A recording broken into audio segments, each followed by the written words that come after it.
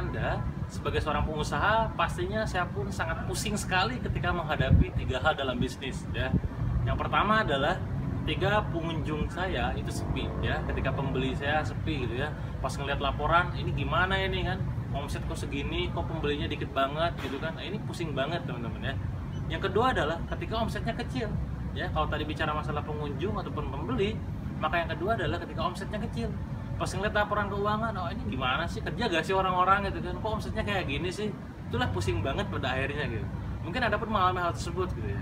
Yang ketiga adalah ketika profitnya kecil juga gitu kan. Udah pengunjungnya sepi, omsetnya kecil, profitnya juga kecil. Tentu ini menjadi masalah besar bagi seorang pengusaha, apalagi kita sebagai seorang business owner gitu kan.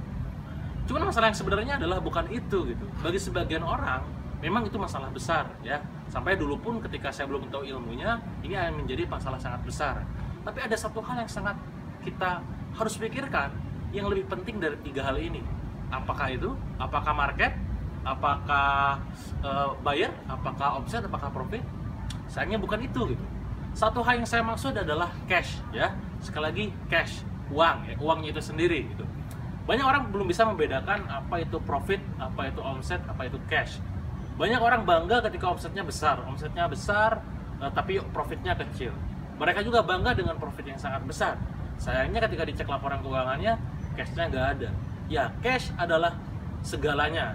Ya, kalau orang bilang cash is queen, ya, cash is queen. Cash adalah segalanya dalam bisnis.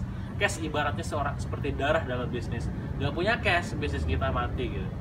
Maka inilah kenapa kita harus belajar tentang bagaimana caranya memanage keuangan dengan benar. Bukan hanya genjot-genjotan omset, bukan hanya orderan laris. Percuma omsetnya besar, orderannya laris, pengunjungnya banyak, tapi cashnya nggak ada.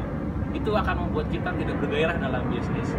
Makanya saya menghimbau kepada kawan-kawan semuanya, jangan hanya sekedar memikirkan gimana cara naikin omset, gimana cara dapetin profit yang besar, tapi pikirkan gimana caranya mendapatkan cash dalam jumlah yang sangat banyak.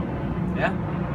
Nanti ketika Anda sudah join yang financial.go, Anda akan belajar banyak tentang bagaimana cara memanage keuangan yang baik, bagaimana membaca laporan keuangan, mendapatkan profit yang tinggi, omset yang juga banyak, dan pastinya cash yang berlimpah.